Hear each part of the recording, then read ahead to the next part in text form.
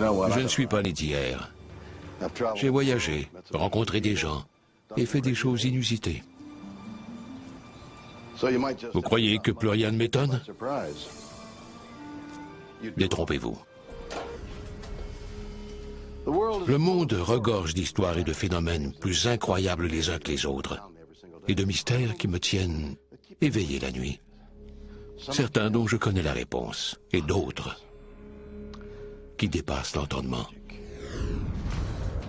Comme dans la vallée de la mort, où les pierres se déplacent toutes seules dans le désert. Que se passe-t-il au juste? Ou encore ces étranges lumières aperçues dans les montagnes de la Caroline du Nord. Seraient-ce les fantômes de guerriers autochtones? Ou les membres de cette tribu méconnue qui redéfinissent les limites de l'endurance en parcourant jusqu'à 640 km sans arrêt? Sont-ils des surhommes? C'est un monde bizarre. Et j'adore ça.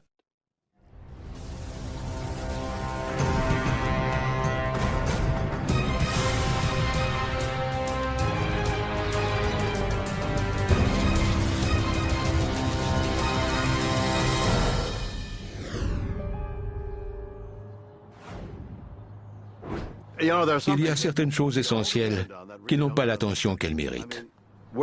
Que serions-nous sans la pierre? Pensez-y.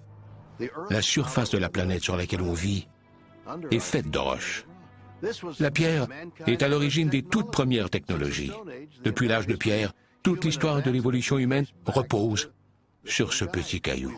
La pierre a servi d'outil, de matériau de construction, sans compter les précieux métaux qu'elle renferme. Sans elle, le monde moderne ne serait pas ce qu'il est. Bref, c'est la pierre angulaire.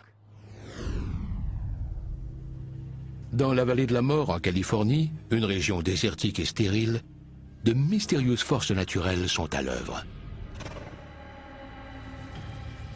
Il semble que les pierres se déplacent toutes seules sur un terrain parfaitement plat. Ce phénomène étrange et apparemment inexplicable défie la logique depuis plus de 60 ans. Aujourd'hui, nous mettrons à l'épreuve une toute nouvelle théorie.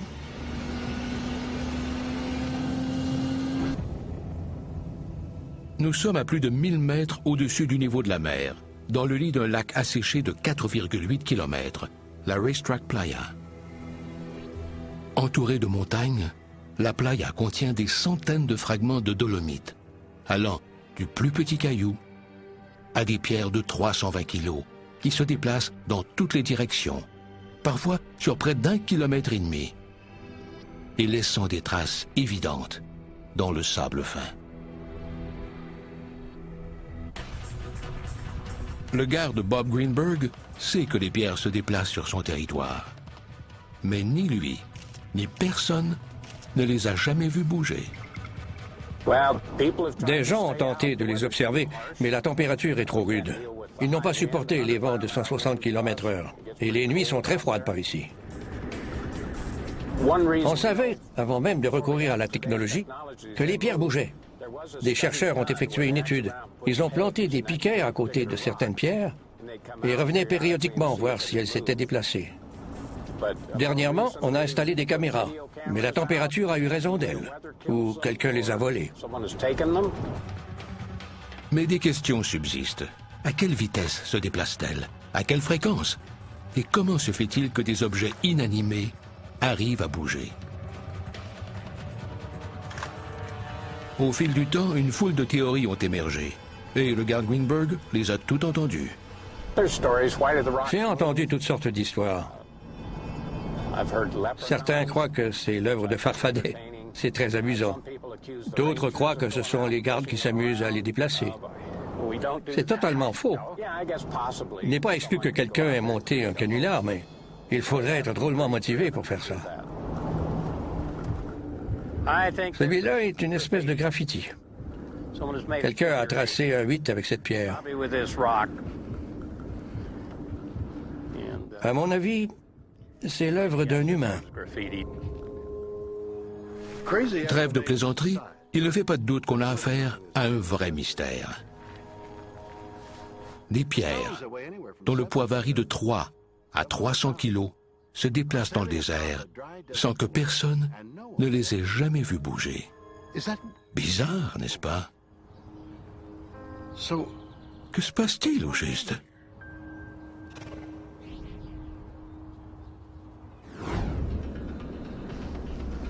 La géologue Paula Messina étudie les pierres de Racetrack Playa et tente, depuis des années, de trouver une explication à leur déplacement.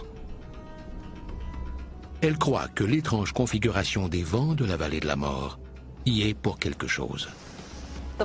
La playa est comme une mosaïque de microclimats. Les vents peuvent souffler jusqu'à 6 fois plus fort qu'ailleurs en certains endroits. Je le sais car j'ai mesuré leur puissance simultanément à divers endroits. Des pierres relativement proches les unes des autres peuvent donc se comporter tout à fait différemment en raison de la nature des vents de la playa.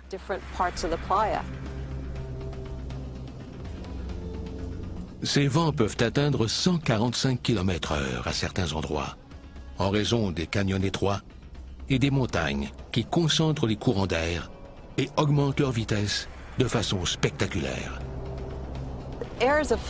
L'air est un fluide. Il est donc soumis aux mêmes lois que les autres fluides. Et quand on obstrue l'écoulement d'un fluide, la pression augmente, un peu comme quand on place son doigt sur l'embout d'un tuyau d'arrosage. Le débit sera beaucoup plus élevé que si vous laissez couler l'eau naturellement. Ici, 2 éléments topographiques entrent en jeu. Ce sont des couloirs de montagne. Les vents dominants soufflent principalement d'ouest en est, plus particulièrement du sud-ouest, c'est-à-dire de Saline Valley. Mais ils doivent passer par 2 canyons très étroits pour atteindre la playa. Le vent s'engouffre rapidement dans ces cols et débouche à grande vitesse sur la playa. Donc, même si on enregistre ici des vents de 80 km/h, ils sont considérablement plus rapides à la playa. La théorie du tuyau d'arrosage pourrait-elle expliquer le mystère des pierres filantes? Les pierres de Racetrack Playa sont-elles sous l'effet d'un tunnel aérodynamique naturel? Cette théorie n'a jamais été éprouvée. Avant aujourd'hui!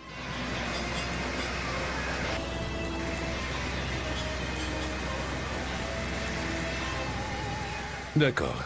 Je devrais peut-être m'en remettre à des professionnels. Wow!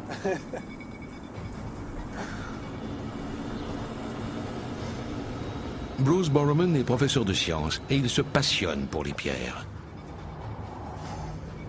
Celle-là est parfaite. Plus particulièrement les pierres filantes. Bruce étudie la théorie des vents depuis plusieurs années. Il est maintenant prêt à la tester en recréant les conditions atmosphériques de la vallée de la mort dans un tunnel aérodynamique. Pour moi, il était tout à fait naturel de reproduire à petite échelle ce qui se produit dans la nature pour trouver des explications. Comme il était impossible de créer un tunnel aérodynamique parfaitement calibré à la playa, Bruce a recréé la playa dans un tunnel aérodynamique. C'est un mélange de sable et d'argile. On l'a étendu hier soir sur le banc d'essai. L'humidité s'est évaporée et l'argile séchée a craquelé. C'est exactement le type de sol qu'on retrouve à la playa. L'argile est toute craquelée et se sépare pour former des plaques fragmentées. C'est une reproduction parfaite de la playa.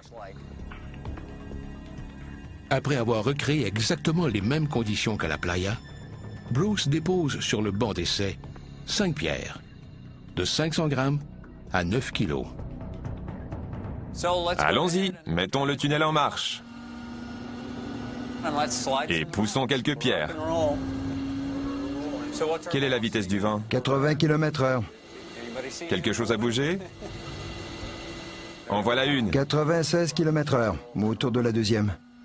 Même avec des vents de plus de 110 km/h, l'expérience est peu concluante. Les pierres roulent, mais elles ne glissent pas en laissant des traces distinctives. Seules les petites pierres ont bougé. Les plus grosses, comme celle de la playa, sont restées immobiles. Même avec des vents de plus de 110 km/h, l'expérience est un échec lamentable. Les pierres ne glissent pas. Mon expérience n'est guère plus concluante. Il manque un élément. Qu'est-ce que ça peut bien être? De retour à la playa, le garde Greenberg croit connaître la réponse. Il faut des pierres, du vent et un lubrifiant quelconque. Une vallée désertique poussiéreuse a peu à offrir en termes de lubrifiant. Mais les saisons changent. Et la playa aussi. Nous sommes en hiver et il fait très froid. Il a même plu. Comme la région reçoit environ 5 cm de précipitations par année, on peut dire que les conditions météo sont assez exceptionnelles dans la vallée en ce moment. Avec les pluies, le lit asséché fait de nouveau place à un lac peu profond. Bruce introduit donc une nouvelle variable, l'eau. On essaie de recréer les conditions d'inondation de la playa. Lavées par une fine pluie, les pierres bougent enfin. Le vent souffle à 80 km/h. Regardez la première, ça y est. Et voilà la deuxième. La deuxième commence à glisser. Et la quatrième aussi. La deuxième et la quatrième ont glissé à 112 km/h. Il ne se passe plus rien. Même après avoir ajouté de l'eau, la théorie du vent semble boiteuse. Étonnamment, c'est peut-être dans les conditions les plus extrêmes de la vallée que se trouve la clé du mystère. En hiver, le mercure chute radicalement sous le point de congélation et l'eau qui se trouve au sol a vite fait de se transformer en glace. Combiné à un après-midi d'observation des jeux d'hiver, ce facteur pourrait être une partie de la solution, selon Mme Messina. J'ai regardé le curling pour la première fois lors des Jeux olympiques il y a quelques années. C'est là que j'ai tout compris. J'observais les pierres et j'étais réellement étonnée de constater le peu d'énergie nécessaire pour déplacer ces pierres sur une surface n'offrant aucune résistance. En tant que Canadien, je me considère comme une référence en matière de sport d'hiver. Pensez à la merveilleuse mécanique du curling. Une pierre de granit de 18 kg est poussée sur la glace vers une cible. Le simple poids et la vitesse de la pierre suffisent à faire fondre suffisamment la glace pour éliminer toute résistance, ce qui permet à la pierre de glisser sur la glace d'un seul petit coup de poignet. Les pierres filantes de la vallée de la mort agiraient-elles de la même façon? La science du sport olympique révélerait-elle la clé du mystère? De retour au tunnel pour un tout dernier test. Bruce réduit la friction en transformant la surface craquelée de la mini-playa en une piste de curling improvisée. On va essayer d'imiter les conditions de la playa, qui a d'abord été inondée, puis recouverte d'un lac peu profond, qui peut parfois geler à l'occasion. On a donc fait geler notre modèle. On va maintenant recouvrir la glace d'une fine couche d'eau pour simuler les rares fois où la playa est inondée, lorsque le mercure tombe sous zéro et que la surface gèle. Et on effectuera le test de nouveau. 64, 68. C'est parti, la première à 68 km/h. Voici la troisième. La troisième a glissé. 85, 86. Magnifique. Absolument génial. Avec une fine couche de boue recouvrant la glace, les pierres glissent aisément lorsqu'elles sont exposées à des vents comparables à ceux de la vallée de la mort et laissent des traces identiques à celles de la playa. Ça prouve que si les conditions favorables existent dans la nature et qu'on réunit ces éléments dans les bonnes proportions, tout est possible. Il y a une explication logique. Ce n'est pas un mystère, c'est la science. Voilà tout. Mais une question demeure. Certaines traces sont si sinueuses que même le tunnel aérodynamique ne peut expliquer leur tracé erratique. Et les pierres sont aussi actives en été, malgré l'absence de glace pour les aider à glisser. Je ne voudrais pas avoir l'air trop philosophique, mais il y aura toujours un mystère. S'il n'y avait pas de mystère, on s'ennuierait, non? C'est donc une bonne chose de ne pas tout savoir.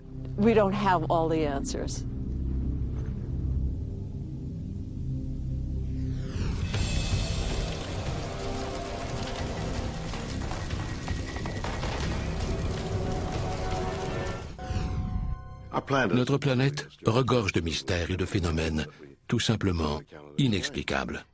Les collines de la Caroline du Nord aux États-Unis abritent l'un de ces étranges mystères. Look at it moving. Look at it moving down. It's going down the ridge. It's heading down. Oh my God. That is smoking. Look at that. It's in the mountain. De mystérieux globes scintillants surgissent dans les collines, puis disparaissent à l'horizon. Seraient-ce des ovnis, des fantômes, ou, mieux encore, des êtres d'une autre dimension? Voyons si on peut faire la lumière là-dessus. Au nord-ouest de Hickory, en Caroline du Nord, se trouve Brown Mountain, une crête de 2,5 km dans la forêt nationale de Pisgah. L'histoire de cette montagne est des plus étranges. Les mystérieuses lueurs auraient été aperçues pour la première fois en 1771 et ont été observées maintes fois depuis. Oh yeah, there. Wow, see. There it goes.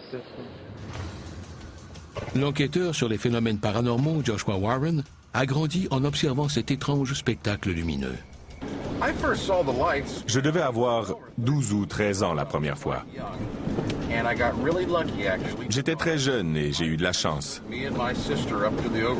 Mes parents nous avaient emmenés en promenade, ma sœur et moi, dans l'espoir de voir enfin ces fameuses lumières.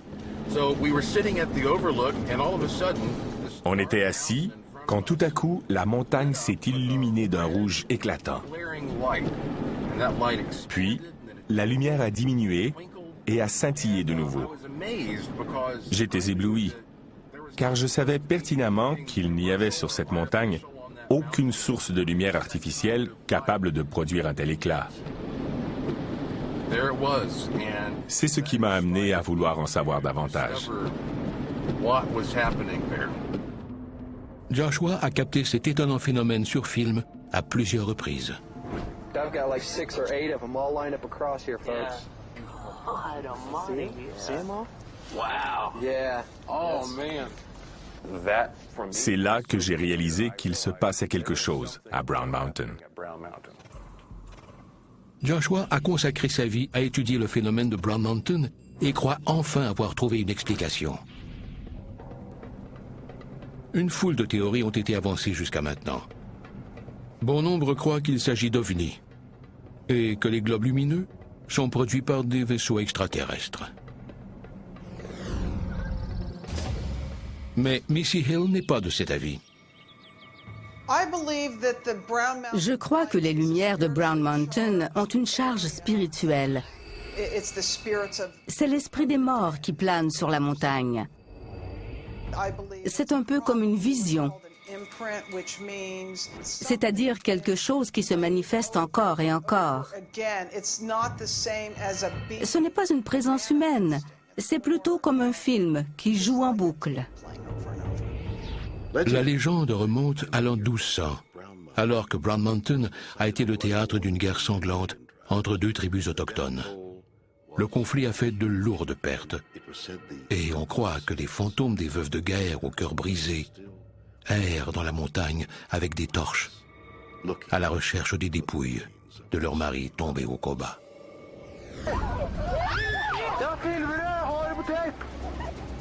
Brown Mountain n'est pas le seul endroit où d'étranges lueurs ont été observées. En Norvège, de mystérieuses lumières de forme oblongue apparaissent dans la vallée de Hessdalen depuis les années 1980. Au sud-est de Marfa, au Texas, on rapporte d'étranges lueurs depuis 200 ans. Des boules de lumière qui semblent flotter dans les airs, parfois pendant des heures. Que se passe-t-il au juste? Les gens voient-ils des fantômes? Ou la science parviendra-t-elle à résoudre ce mystère qui dure depuis des centaines d'années? Mettons les fantômes de côté et essayons de trouver une explication plus sensée aux lumières de Brown Mountain. En 1913, le US Geological Survey affirmait que les lumières étaient celles d'un train circulant dans la vallée voisine. C'est possible. Mais 3 ans plus tard, les eaux ont inondé la vallée et submergé temporairement les chemins de fer et les routes, privant d'électricité toute la région. Et devinez quoi? Les mystérieuses lumières ont continué à se manifester au-dessus de Brown Mountain. La science moderne trouvera-t-elle une explication à ce mystère de longue date? Plusieurs théories sont à l'étude, y compris les fuites de gaz et le reflet des étoiles. Daniel Caton, un astrophysicien qui s'est intéressé au phénomène, a sa petite idée là-dessus. J'ai reçu une foule de courriers électroniques de témoins. Mais plus intéressant encore, certains disaient les avoir observés à quelques mètres seulement. Alors je vois mal comment ils auraient pu se tromper. C'est là que j'ai commencé à faire le lien avec les éclairs en boule. Phénomène rare et jamais capté par caméra, les éclairs en boule peuvent atteindre la taille d'un ballon de soccer et rester en suspension ou se déplacer dans tous les sens pendant plusieurs secondes. Ils se produisent généralement tout juste avant que la foudre tombe ou juste après celle-ci. On ne les comprend pas très bien, mais on les observe depuis des siècles. Ils sont bien réels. Mais cette théorie pose problème. La plupart des manifestations lumineuses de Brown Mountain surviennent par très beau temps. Et sans orage, pas d'éclairs en boule. C'est ici que la théorie de Joshua Warren entre en jeu. Selon lui, les lumières de Brown Mountain sont comme des éclairs en boule. Les éclairs en moins. On a recréé un phénomène semblable, à moindre échelle, dans notre laboratoire.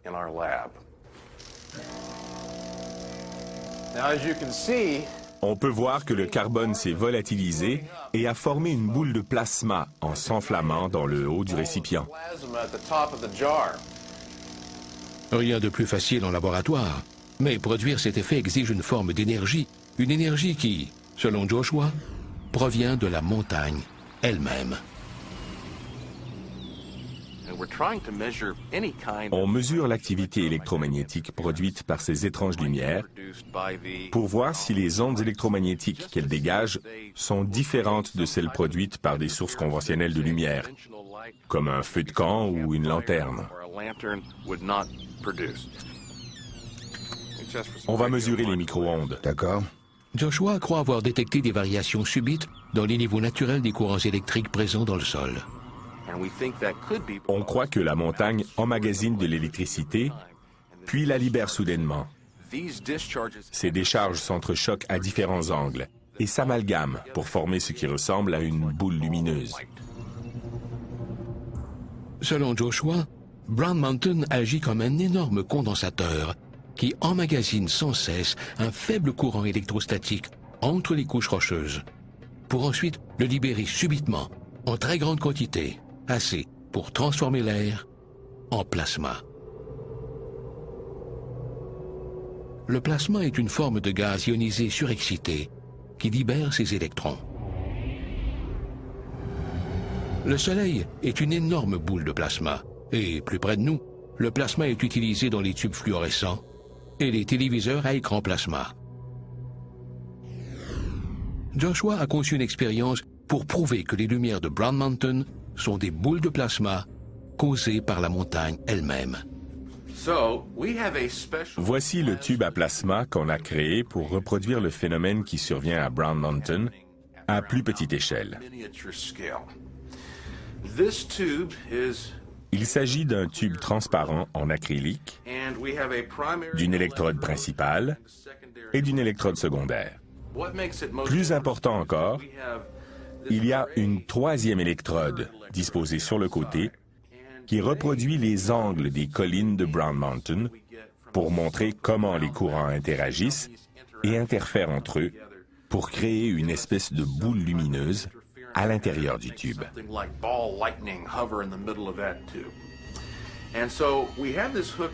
On a fixé le tube sur une pompe à vide, car il est impossible de recréer une tension aussi élevée que celle observée à Brown Mountain. Alors, pour compenser, on retire l'air du tube, ce qui a pour effet d'augmenter la tension afin qu'elle se comporte comme dans la nature. Le tout est relié à un bloc d'alimentation CC.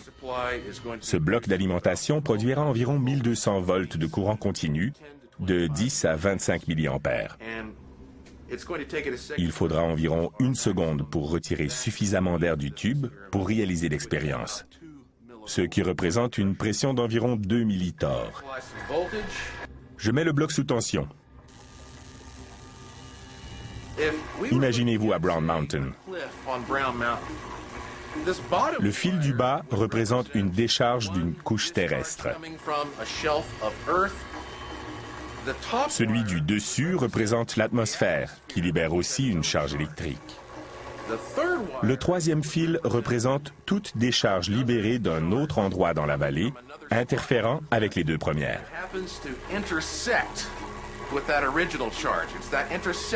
La rencontre des courants crée un mouvement circulaire qui ressemble à un globe.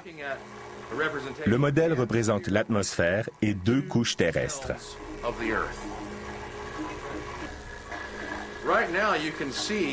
On voit qu'une boule de plasma flotte entre les 3 électrodes grâce à cette modélisation des nombreuses conditions de Brown Mountain. On croit que les lumières de Brown Mountain sont très similaires au plasma que vous voyez ici et qui semble flotter dans le tube, mais qui fait en réalité partie d'un système électrique beaucoup plus complexe. Le plasma créé en laboratoire ressemble étrangement aux mystérieuses lumières observées à Brown Mountain. Joshua est persuadé d'avoir trouvé la clé de l'énigme. Dès que j'ai vu cette boule de lumière flotter entre les 2 électrodes, j'ai compris une foule de choses que je n'avais jamais saisies auparavant.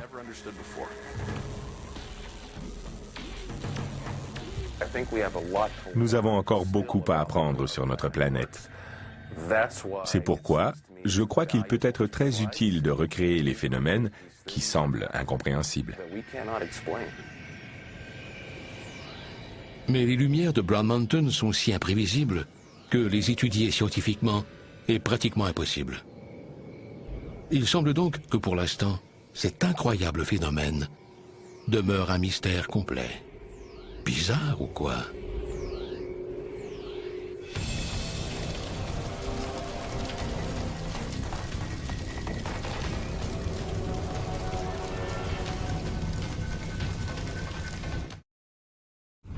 Dans les montagnes reculées du nord du Mexique, les membres d'une tribu méconnue repoussent les limites de l'endurance humaine. Ils courent jusqu'à 700 km, soit l'équivalent de 16 marathons, en un peu plus de 2 jours. Comment est-ce possible? Les experts tentent de découvrir le secret de ces surhommes. Sont-ils uniques? Ou pourrait-on en faire autant? La réponse pourrait transformer l'avenir de la science médicale. Bizarre ou quoi?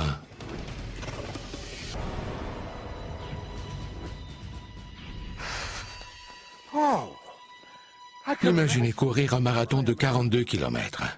J'arrive à peine à faire le tour du pâté de maison. Les marathoniens d'élite sont nombreux de nos jours. Mais ils s'entraînent dans les meilleures conditions qui soient. Des programmes de nutrition, des psychologues, des entraîneurs de calibre mondial. Tout est mis en œuvre pour les aider à repousser les limites de leur corps. Et si je vous disais que les membres d'une tribu méconnue n'ont absolument rien à envier à la plupart des athlètes olympiques? Des hommes et des femmes tout à fait normaux, capables de courir l'équivalent non pas d'1, mais de 16 marathons sans arrêt, avec la gueule de bois. Dans les montagnes isolées de la Sierra Madre, au nord-ouest du Mexique, se trouve Copper Canyon, une région sauvage où vivent les Tarahumara, ou le peuple qui court.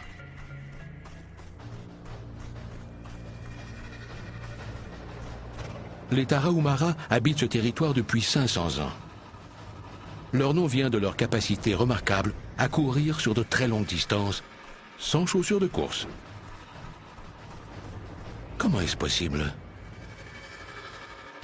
Chris McDougall est un ancien marathonien qui se fascine pour l'extraordinaire endurance des Tarahumara. J'étais certain qu'ils avaient un truc. Une petite potion et c'est parti. Puis j'ai réalisé que ce n'était pas seulement une personne, mais que la tribu entière pouvait courir sur des distances bien au-delà de 160 km. Certains pouvaient courir de 300 à 400 km sans arrêt. Pas seulement quelques exceptions, des hommes, des femmes, des jeunes et des vieux. J'ai vu des personnes de 70 voire 80 ans courir près de 250 km. La plus longue course jamais réalisée par un membre de la tribu est de 696 km en un peu plus de 48 heures. C'est remarquable. L'équivalent du trajet entre New York et Cleveland en Ohio.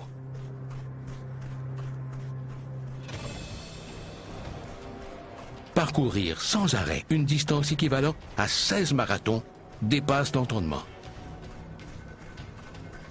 Mais attendez de savoir comment ils s'y prennent.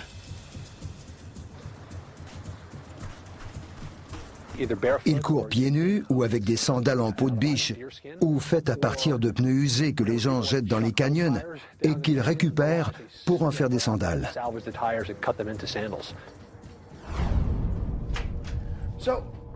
Des hommes et des femmes faisant preuve d'une endurance incompréhensible.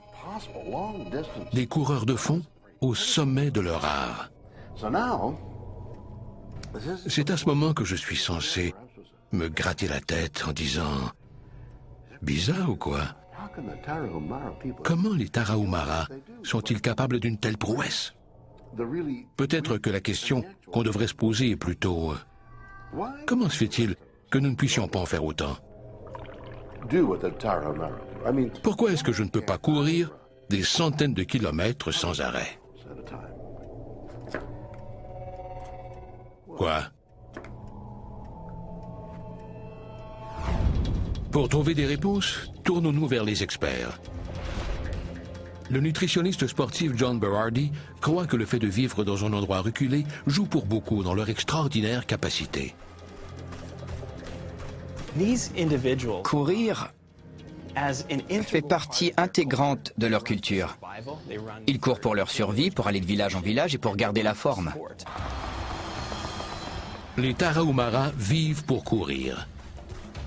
Ils se mesurent régulièrement dans des courses de 300 à 500 km en terrain accidenté. Ceux qui livrent le courrier courent parfois jusqu'à 800 km par semaine. Si on venait d'une culture où courir est le seul moyen d'expression athlétique et où courir est une question de survie, on serait sans doute d'excellents coureurs. Comment les Tarahumara peuvent-ils parcourir d'aussi longues distances? Leur alimentation pourrait-elle être la clé? Au cours d'un marathon de 42 km, un coureur moyen brûle environ 2600 calories. Pour courir cette distance, il doit absorber des quantités importantes de glucides, par exemple grâce à des boissons énergétiques. Le glucose est emmagasiné sous forme de glycogène par les muscles, qui le transforment en énergie. Mais on estime que lors d'une course de 700 km, les Tarahumara peuvent brûler jusqu'à 43 000 calories. Où prennent-ils toute cette énergie? Chris McDougall a étudié leur alimentation. Il a fait une découverte étonnante. Ils boivent énormément, particulièrement lors de la récolte.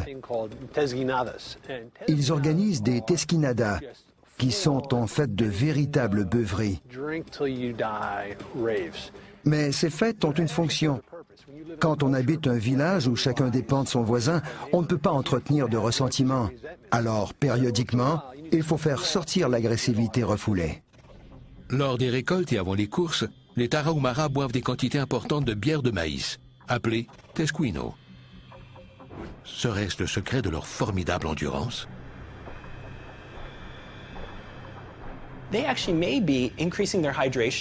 Cette bière de maïs leur permet possiblement de s'hydrater et d'emmagasiner du glucose en même temps, puisqu'elle a une teneur élevée en glucides et une faible teneur en alcool.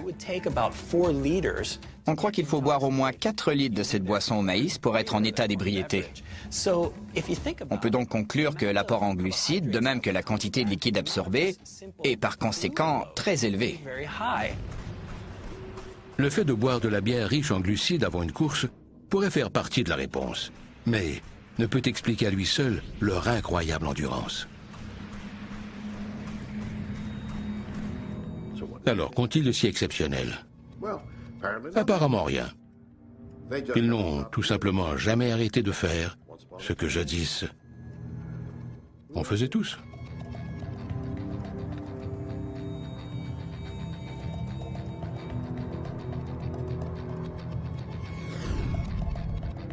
Pour découvrir l'incroyable vérité, examinons un instant l'histoire de l'évolution de l'humanité.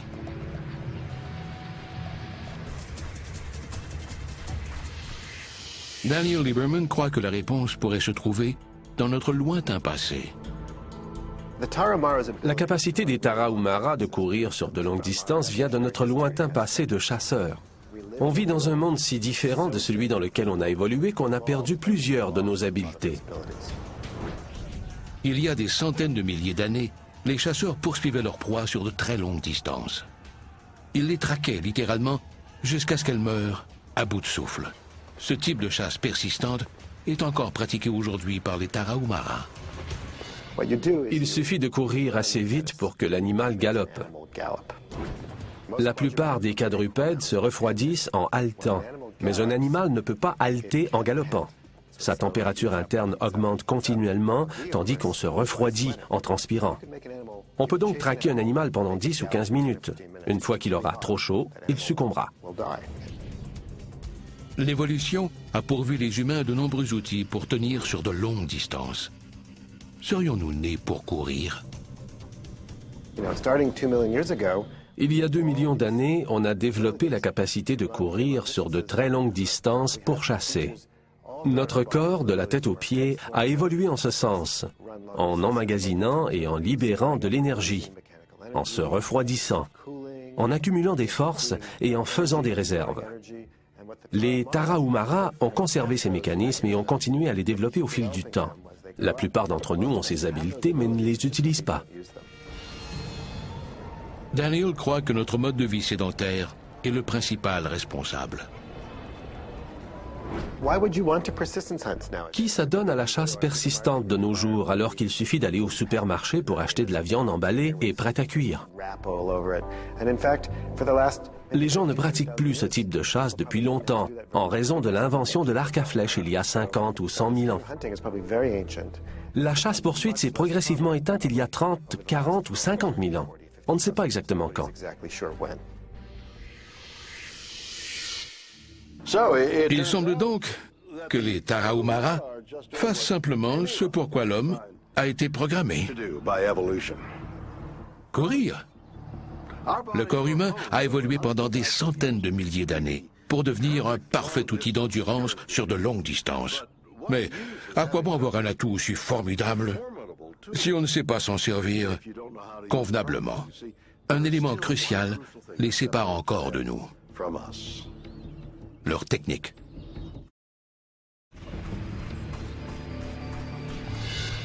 Quand on a commencé à s'intéresser à la course pieds nus, on a découvert qu'on a peut-être beaucoup à apprendre des Tarahumara en ce qui concerne la course à pied.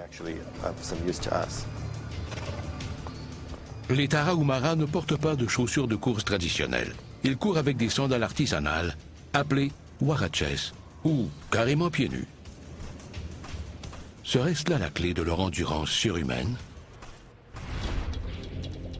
La spécialiste Aaron Davis croit que parce que les Tarahumara courent pieds nus, ils courent différemment de la plupart des marathoniens modernes, ce qui pourrait expliquer leur extraordinaire endurance. Il est temps de mettre sa théorie à l'épreuve. Pour commencer, vous marcherez, question de vous réchauffer, puis vous passerez au pas de course. Posez le pied le plus naturellement possible. Ça me permettra de recueillir des données sur votre pas de course. Avec des chaussures de course, le sujet pose d'abord son talon, puis le reste du pied. C'est ce qu'on appelle dans le jargon l'attaque du talon, longtemps considéré comme le style de course idéal. Mais les résultats de l'expérience offrent une toute autre perspective. Voici la représentation de votre squelette. La flèche rouge indique la force de réaction du sol exercée contre votre talon, puis contre le reste du pied et jusque dans votre centre de gravité. Ce graphique illustre la force de réaction du sol quand vous posez le pied. On voit ici que vous avez un point d'impact très distinct. On croit que ce point d'impact pourrait favoriser les blessures. On voit très clairement le point d'impact de chaque foulée. Le test indique qu'avec des chaussures, l'impact se concentre sur les jambes et les pieds, ce qui accroît les risques de blessures, parce que le soutien des chaussures empêche nos muscles de faire adéquatement leur travail. Les chaussures apportent un soutien important, donc les muscles ne travaillent pas aussi fort. Ils s'affaiblissent et sont plus susceptibles de causer des blessures. Mais qu'en est-il lorsque le sujet court pieds nus? Jason, are you thinking about the way that you're landing, or are you just letting your feet land the way they want to naturally land? I'm letting my feet naturally land the way they want to land. I feel I'm definitely landing more mid-foot, forefoot. I mean, there's definitely less impact.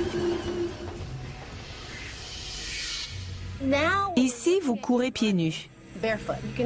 On peut voir que vous n'atterrissez plus sur les talons. Vous voyez comme la force au point d'impact a diminué? Je n'aurais jamais cru que la différence d'impact serait si énorme. Il semble donc que le secret des Tarahumara ne soit plus un secret du tout. C'est un talent inné, qu'apparemment, on a aussi. Serions-nous tous des surhommes si on courait sans chaussures? J'en doute. Mais le fait de mieux comprendre d'où vient l'incroyable endurance des Tarahumara pourrait nous aider à mieux comprendre les secrets du corps humain. Je crois qu'on a encore beaucoup à apprendre des Tarahumara, car ils nous montrent ce dont le corps humain est vraiment capable et toute l'étendue de ses capacités. Le fait qu'ils arrivent à courir de telles distances est incroyable, mais ils nous ont fait comprendre qu'on devrait tous pouvoir en faire autant.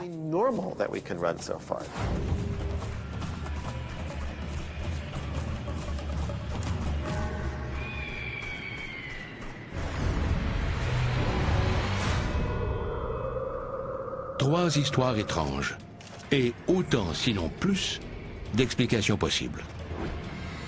Stupeur dans la vallée de la mort.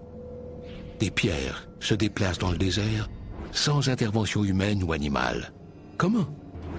Un savant canular? Des extraterrestres?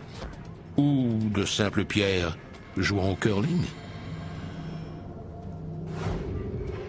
De mystérieuses lumières apparaissent depuis des centaines d'années dans une montagne américaine. Seraient-ce les esprits d'anciens autochtones? De simples feux de camp? Ou la montagne même qui serait à l'origine d'un formidable phénomène naturel? Au Mexique, une tribu reculée, capable de courir des centaines de kilomètres sans arrêt. Comment est-ce possible? Grâce à leur alimentation, à leurs chaussures? À moins que les Tarahumara fassent ce que tous nos ancêtres faisaient. Sommes-nous nés pour courir? À vous de juger. À la prochaine, pour 3 nouvelles histoires plus bizarres, les unes que les autres.